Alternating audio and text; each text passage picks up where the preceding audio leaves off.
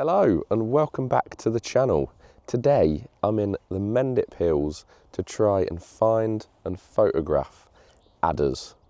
We're in early March now and usually we get adders coming out of hibernation around late February, early March. So fingers crossed we're here on a good day. What I've been looking at is the weather forecast. I've been waiting for it to get above 10 degrees and I know I'm still in my big jacket, but apparently it's 12 degrees. And we've got sunny spells, which should be ideal for finding some basking adders out here in the Mendips. I'm using my OM1, the 300mm and the 1.4 extender, which gives me an effective focal length in a full frame equivalence of 840mm. And that just means that I won't have to get overly close to these adders to try and photograph them. Both better for me, for safety reasons, but also more importantly for the adders, because the last thing we want to do at this time of year is go and disturb them. So I'll go through a bit more on how to locate them and how to photograph them ethically a bit later on in the video.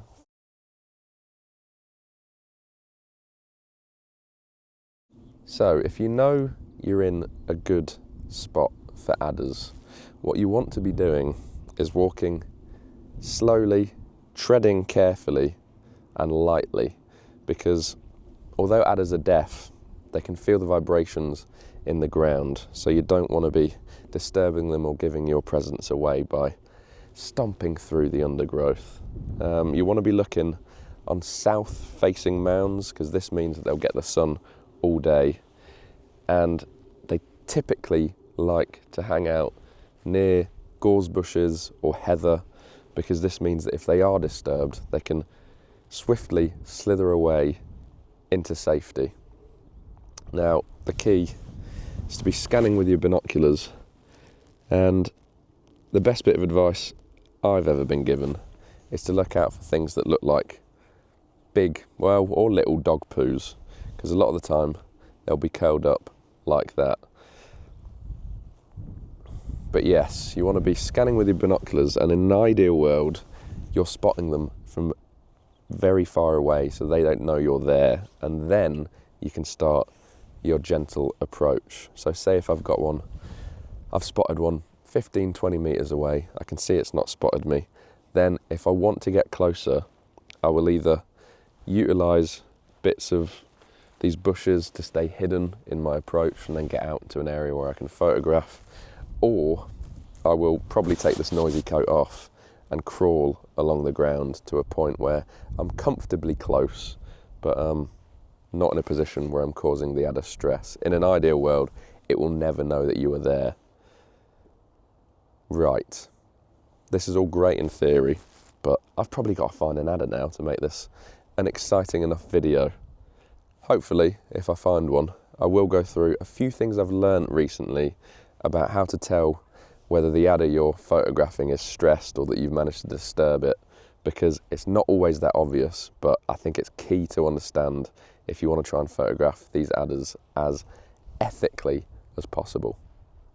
Right, enough of me babbling on. Let's go find an adder.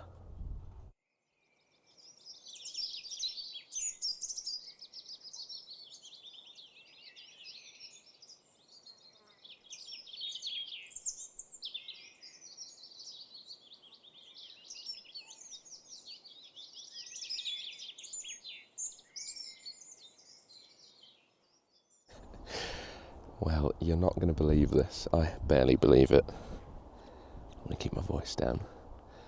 I'm about 15 metres away from a black adder, which I've never ever seen before, and it is magnificent.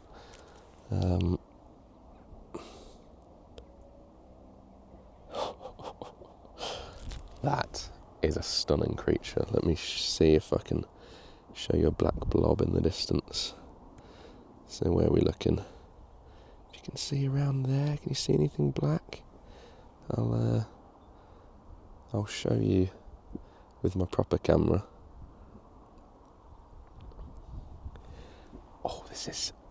This is exciting. I don't know if it'll show up on here. I think my plan, there's a big dip here, is to get down there, which means that it'll only be my head showing. All of my body will be underground in comparison to the adder. It's probably not a great view for you, but I'm out of view of the adder.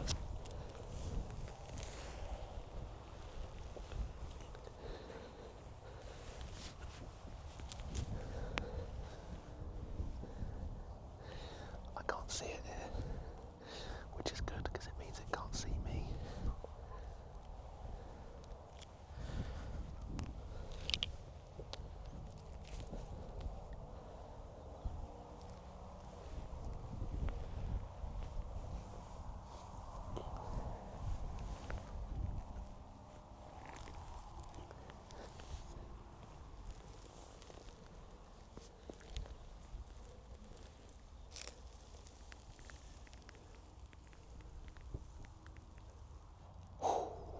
What a beautiful snake. It's also in the ideal place for me to not disturb it when photographing.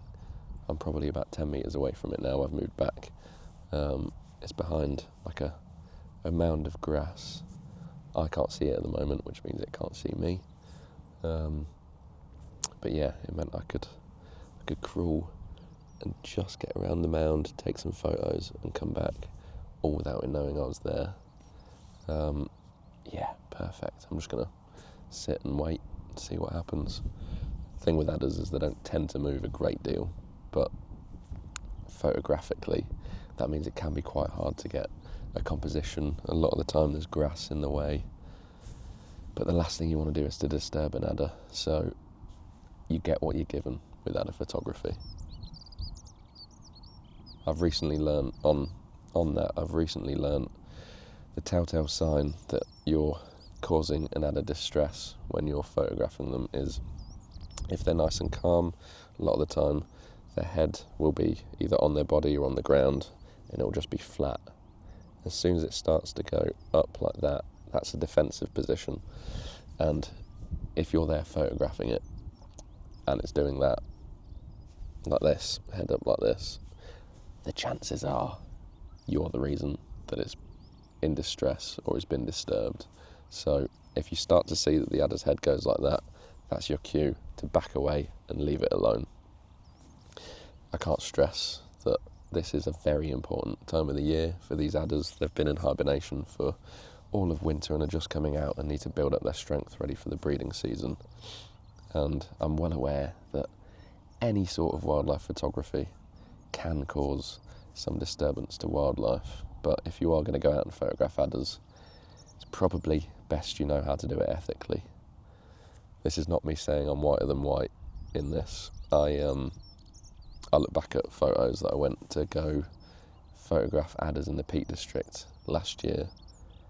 My photos are quite clearly of an adder with its head up like this. But it's just an education thing. I had no idea.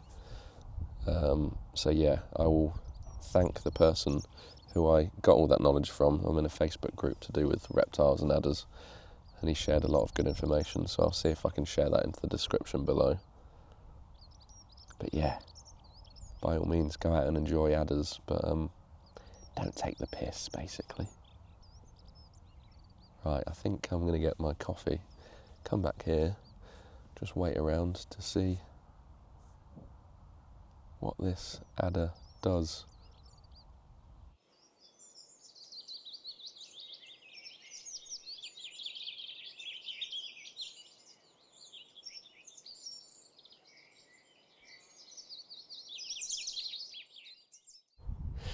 Well, upon walking back to all my gear,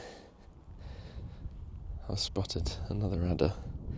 It will be almost impossible for you to see on here, but I'll show you with my proper camera. It's in a much more typical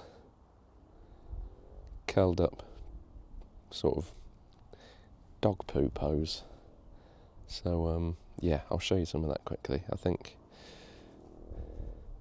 think this could be quite a good day. That's 2 within about 20 metres. It's not really sunny, but it's bright and overcast, which means they'll still be getting some warmth and energy from the sun, but they won't get loads and then slither off with all the energy they need. So this could be good. It's worth noting that not everything that looks like dog poo will be an adder. Sometimes it's just dog poo.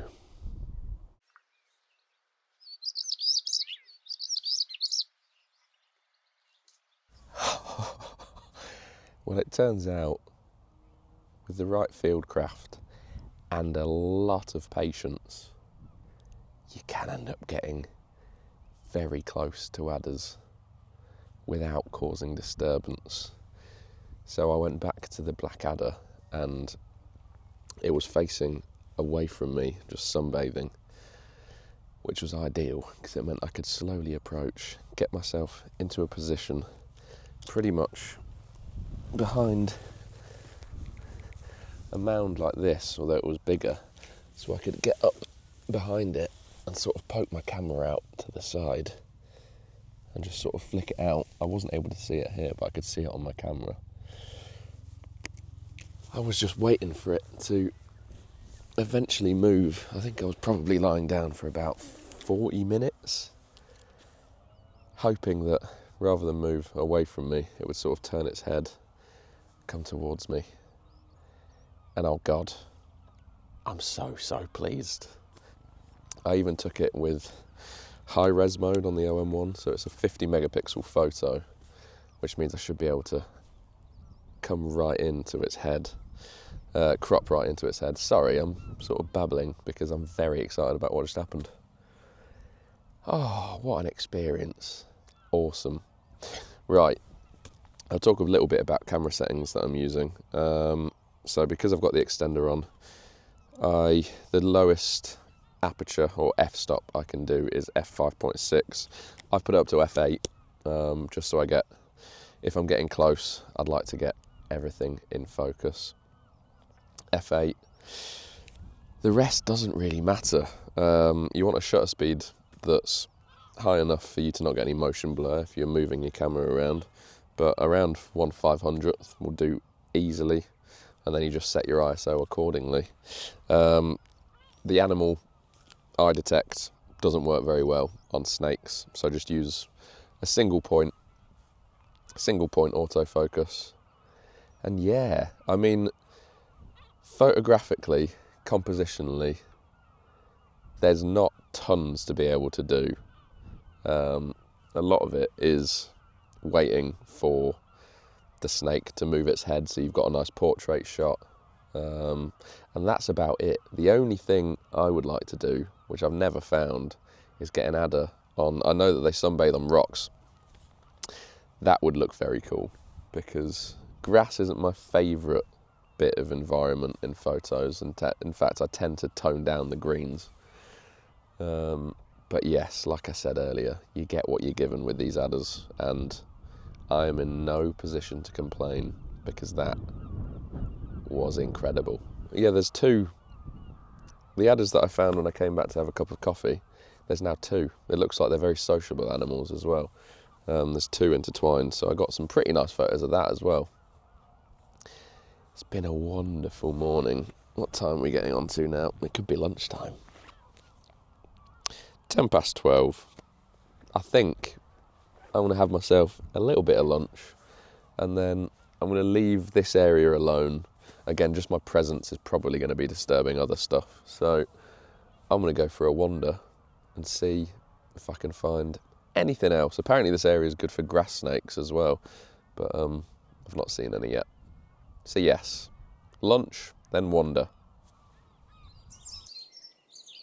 So one thing to be aware of is, if you are going to go and look for adders in thick gorse or thick heather, don't go trudging through, because it's a lot easier to accidentally step on or just come across an adder and you're going to be way too close. It's not going to be good for photography. It's not going to be good for you if you stand on it, because that's when the adder could possibly attack. And it's especially not going to be good for the adder, because it's going to be way easier to disturb the adders that are in there, because you just don't have the line of sight that you would do if you're on the outside. So if you are going to come to an area with a lot of gorse bushes, stick to the outside of it, stick looking to the north with the sun behind you, and just look around. Don't go trudging through trying to search for adders in the middle of thick foliage.